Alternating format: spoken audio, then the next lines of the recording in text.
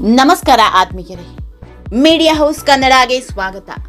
ಒಮ್ಮೆ ರಾಜನಾದ್ರೆ ಆತ ಯಾವತ್ತೂ ರಾಜನಂತೆ ಇರುತ್ತಾನೆ ಅನ್ನೋ ಮಾತಿದೆ. ಈ ಮಾತಿಗೆ ತಕ್ಕಂತೆ ಹೆಜ್ಜೆ ಹಾಕ್ತಿರೋರು ಮಾಜಿ ಸಿಎಂ ಸಿದ್ದರಾಮಯ್ಯ. ಸಿದ್ದರಾಮಯ್ಯ ಇವತ್ತು ಸಿಎಂ ಸ್ಥಾನದಿಂದ ಕೆಳಗಿಳಿದಿರಬಹುದು, ಆದ್ರೆ ಅವರ ಪವರ್ ಕಮ್ಮಿಯಾಗಿಲ್ಲ. ಅವರ ರಾಜಕೀಯ ಪಟ್ಟುಗಳನ್ನ ನಿಲ್ಲಿಸಿಲ್ಲ. ಕುರ್ಚಿ ಮೇಲೆ ಕೂರದೇ ಇದ್ರೂ ಕೂಡ ರಾಜನಂತೆಯೇ ಎಲ್ಲವನ್ನ ಲೀಡ್ ಮಾಡ್ತಿದ್ದಾರೆ. ಹೀಗಾಗಿಯೇ ದಿಲ್ಲಿ ಅಂಗಳದಲ್ಲಿ ದೊಡ್ಡ ಪಟ್ಟು ಹಾಕಿ ಗೆದ್ದಿದ್ದಾರೆ. ಸಿಎಂ ಡಿಕೆ ಶಿವಕುಮಾರ್ ಸುತ್ತ ಸರ್ಪ ಕೋಟೆಯನ್ನೇ ನಿರ್ಮಿಸಿದ್ದಾರೆ. ಮೊನ್ನೆ ತಾನೇ ದೆಹಲಿಗೆ ಹೋಗಿದ್ದ ಸಿದ್ದರಾಮಯ್ಯ ದೊಡ್ಡದೊಂದು ಗೆಲುವು ಕಂಡಿದ್ದಾರೆ. ಸಿದ್ದು ಮಾತಿಗೆ ದಿಲ್ಲಿ ನಾಯಕರು ಓಕೆ ಅಂದಿದ್ಯಾಕೆ? ಸಿದ್ದರಾಮಯ್ಯ ಹೊಸ ಸ್ಟ್ರಾಟಜಿ ಹೇಗಿದೆ? 3 DCM ರಚನೆಯಾದ್ರೆ ಡಿಕೆಶಿಗೆ ತಲೆನೋವಾಗೋದ್ಯಾಕೆ? ಇದೆಲ್ಲದರ ಬಗ್ಗೆ ಇವತ್ತಿನ ವಿಡಿಯೋದಲ್ಲಿ ಹೇಳ್ತಾ ಹೋಗ್ತೀವಿ. ಅದಕ್ಕೂ ಮೊದಲು ನೀವಿನ್ನೂ ನಮ್ಮ ಚಾನೆಲ್ನ ಸಬ್ಸ್ಕ್ರೈಬ್ ಮಾಡಿಲ್ಲ ಅಂದರೆ ಮಿಸ್ ಮಾಡಬೇಡಿ, ಈಗಲೇ ಸಬ್ಸ್ಕ್ರೈಬ್ ಮಾಡಿ. ಈ ವಿಡಿಯೋನ ಕೊನೆವರೆಗೂ ನೋಡಿ, ನಿಮ್ಮ ಅನಿಸಿಕೆಗಳನ್ನು ಕಾಮೆಂಟ್ ಮಾಡಿ.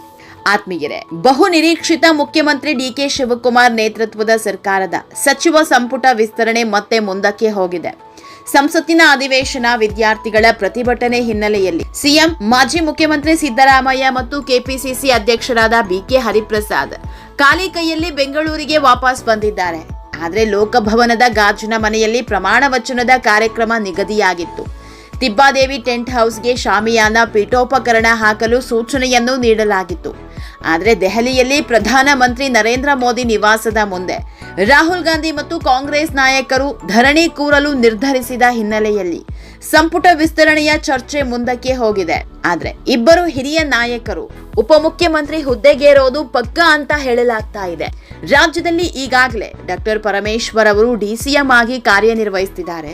ಇವರ ಜೊತೆಗೆ ಇನ್ನೂ ಇಬ್ಬರಿಗೆ ಡಿಸಿಎಂ ಸ್ಥಾನವನ್ನ ನೀಡಿ ಈ ಸಂಖ್ಯೆಯನ್ನ 3ಕ್ಕೇರಿಸಲು ಹೈಕಮಾಂಡ್ ನಿರ್ಧರಿಸಿದೆ ಅಂತ ಹೇಳಲಾಗ್ತಾ ಇದೆ. ಲಿಂಗಾಯತ ಸಮುದಾಯ ಮತ್ತು ಅಹಿಂದ ಸಮುದಾಯದ ಉಪಮುಖ್ಯಮಂತ್ರಿ ಹುದ್ದೆಯನ್ನ ನೀಡುವ ನಿರ್ಧಾರಕ್ಕೆ ಕಾಂಗ್ರೆಸ್ ವರಿಷ್ಠರು ಬಂದಿದ್ದಾರೆ. ರಾಹುಲ್ ಗಾಂಧಿ ಮತ್ತು ಮಲ್ಲಿಕಾರ್ಜುನ ಖರ್ಗೆ ಇನ್ನೊಂದು ಸುತ್ತಿನ ಮಾತುಕತೆಯ ನಂತರ ಅಂತಿಮ ನಿರ್ಧಾರಕ್ಕೆ ಬರಲಿದ್ದಾರೆ ಅನ್ನುವ ಸುದ್ದಿ ಹರಿದಾಡ್ತಾ ಇದೆ. ಆತ್ಮೀಯರೇ, ನಮಗೆ ಸಿಕ್ಕಿರೋ ಮಾಹಿತಿ ಪ್ರಕಾರ ಲಿಂಗಾಯತ ಸಮುದಾಯದ ಕೈಗಾರಿಕಾ ಸಚಿವ ಎಂಬಿ ಪಾಟೀಲ್ ಮತ್ತು ಅಹಿಂದ ಸಮುದಾಯದ ಲೋಕೋಪಯೋಗಿ ಇಲಾಖೆಯ ಸಚಿವ ಸತೀಶ್ ಜಾರಕಿಹೊಳಿ ಈ ಇಬ್ಬರು ಸಂಭಾವ್ಯ ಉಪಮುಖ್ಯಮಂತ್ರಿ ರೇಸ್ನಲ್ಲಿ ಇದ್ದಾರೆ ಅಂತ ಹೇಳಲಾಗ್ತಾ ಇದೆ.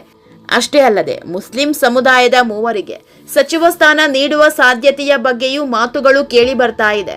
ಜಮೀರ್ ಅಹಮದ್ ಖಾನ್ ಅವರನ್ನ ಮತ್ತೆ ಸಚಿವ ಸ್ಥಾನಕ್ಕೆ ಪರಿಗಣಿಸಲಾಗುತ್ತಾ ಅನ್ನೋದರ ಬಗ್ಗೆ ಸದ್ಯಕ್ಕೆ ಯಾವುದೇ ಕ್ಲಾರಿಟಿ ಇಲ್ಲ.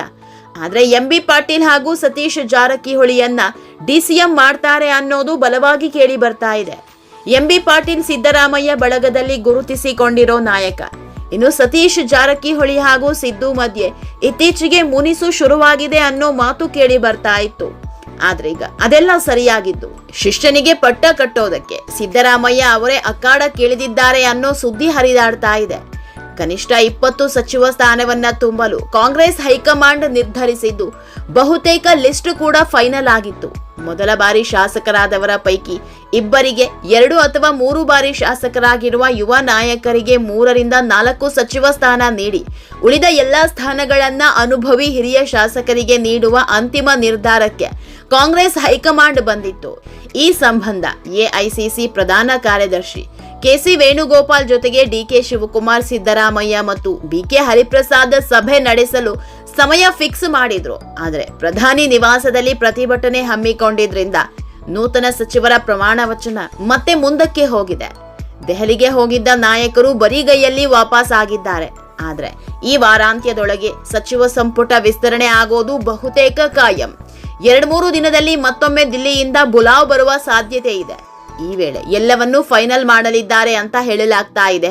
ಈ ಬಾರಿಯ ಸಚಿವ ಸಂಪುಟ ವಿಸ್ತರಣೆಯಲ್ಲಿ ಸಿದ್ದರಾಮಯ್ಯ ಸೂಚಿಸಿದ ಅಭ್ಯರ್ಥಿಗಳಿಗೆ ಹೆಚ್ಚಿನ ಮಣೆ ನೀಡಲಿದ್ದಾರೆ ಅನ್ನೋ ಮಾತುಗಳು ಕೇಳಿ ಬರ್ತಾ ಇದೆ. ಹೀಗಾಗಿ ಪಟ್ಟಿ ಹೊರ ಬಿದ್ದ ಮೇಲೆ ಯಾರ ಕೈ ಮೇಲಾಗುತ್ತೆ ಅನ್ನೋದನ್ನ ಕಾದ್ ನೋಡ್ಬೇಕಿದೆ. ಆತ್ಮೀಯರೇ, ಈ ವಿಡಿಯೋ ನಿಮಗೆ ಇಷ್ಟವಾದಲ್ಲಿ ಲೈಕ್ ಮಾಡಿ, ಶೇರ್ ಮಾಡಿ, ಕಾಮೆಂಟ್ ಮಾಡಿ. ಇನ್ನೂ ನಮ್ಮ ಚಾನೆಲ್ನ ಸಬ್ಸ್ಕ್ರೈಬ್ ಮಾಡಿಲ್ಲ ಅಂದರೆ ಮಿಸ್ ಮಾಡಬೇಡಿ, ಈಗಲೇ ಸಬ್ಸ್ಕ್ರೈಬ್ ಮಾಡಿ.